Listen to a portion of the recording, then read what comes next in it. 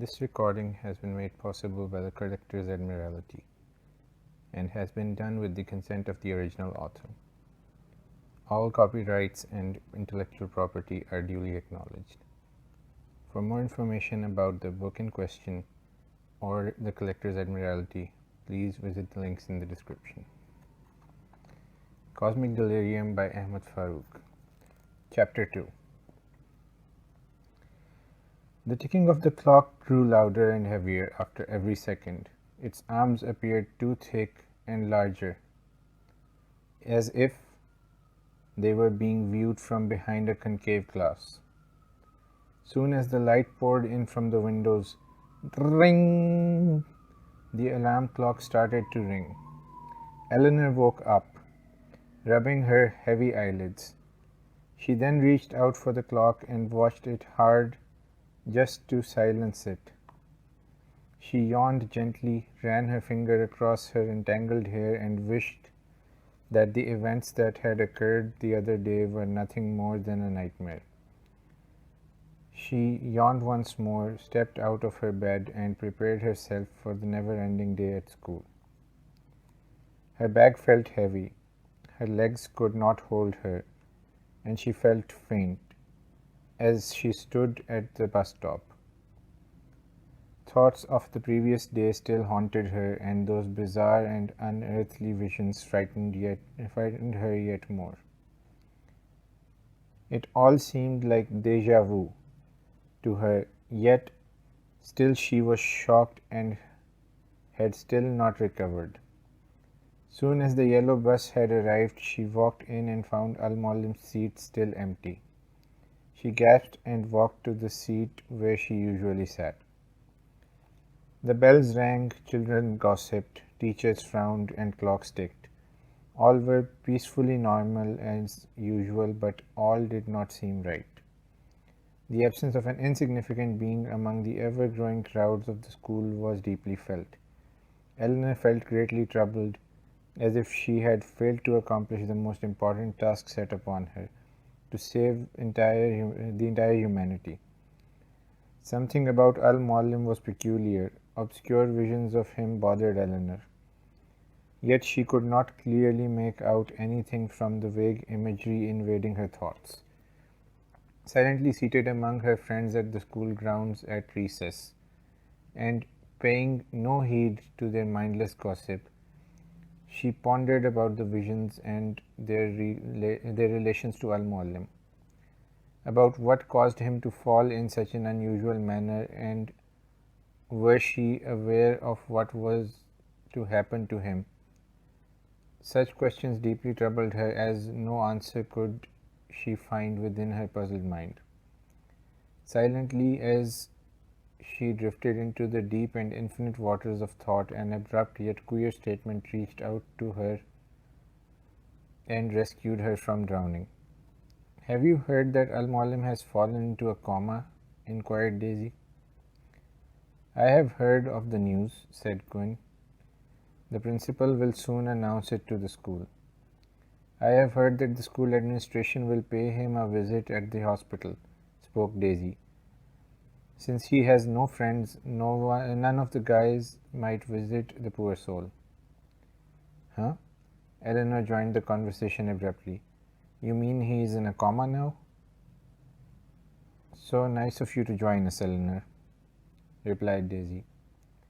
"How was your trip to planet Mars?" "Don't joke about this," Quinn angrily glared at Daisy. "Be serious for a moment."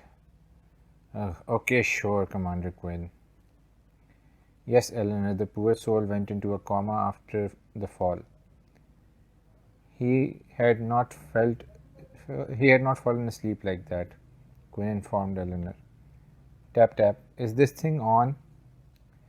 The principal adjusted his microphone, and his voice was heard loud and clear across the campus. All went silent to heed the call. "I hereby begin today's announcement with the name of God, Allah, and Jesus, and may the news I convey bring to us no evil, but do us and poor Al-Muallim good. As most of you might have heard by now, that Al-Muallim had fallen not because of his eccentric and habitual slumber, but because of the fact he had fallen into a coma. We are deeply grieved by his untimely illness. May our Lord and Savior grant him healing. I now conclude this announcement with yet another message. We will organize a visit to Al-Muallim. Those of you willing to visit your well-acquainted friend, please do consult us. There was a sudden sharp beep and the announcement elapsed. The silence that prevailed did not last long. Soon all were busy gossiping and rumoring about the disease Al-Muallim had succumbed to. So Ellie, there you have it. Quinn spoke just to realize that the attended listener was no longer present.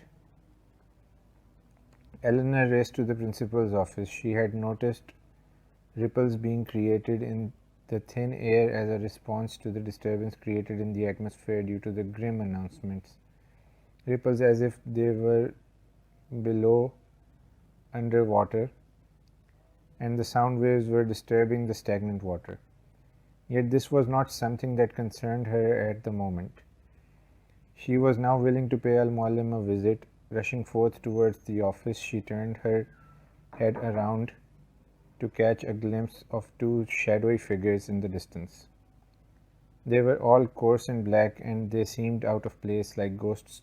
Everyone was walking through them without even noticing them, and these creatures had no humane features. No face did they possess, yet had limbs, and were very much similar to shadows that humans cast. It must be some vivid hallucination, Eleanor kept on telling herself, hence losing track of the path she was walking on. Thud! She crashed into something and fell face first upon the ground. She got up, dusted herself off, and continued her journey to the principal's office. Upon reaching the door, the bell rang, and the entrance into the principal's office was now restricted, as chances were that he must have had left for his tea break. The children poured out from the gates of the school while Eleanor stood there, questioning herself about the sudden change of time. She walked away back home as nothing else could be done. Melancholy conquered her heart, and nothing could bring bliss within the realms of gloom into which she had slowly been cast. Strange disturbances and calamities were happening as Eleanor sat upon her bed with her arms wrapped around her legs and watched the newscaster speak of the big world while he himself was a slave to the box. Huge meteors came crashing into the neighboring towns, each day forming shallow craters and emitting higher amounts of radiation. Huge meteors would enter the Earth's gravitational field and would dive into oceans and seas, hence causing floods. Eleanor sat there blankly, slowly grew tired, and dozed off into sleep. End of chapter 2.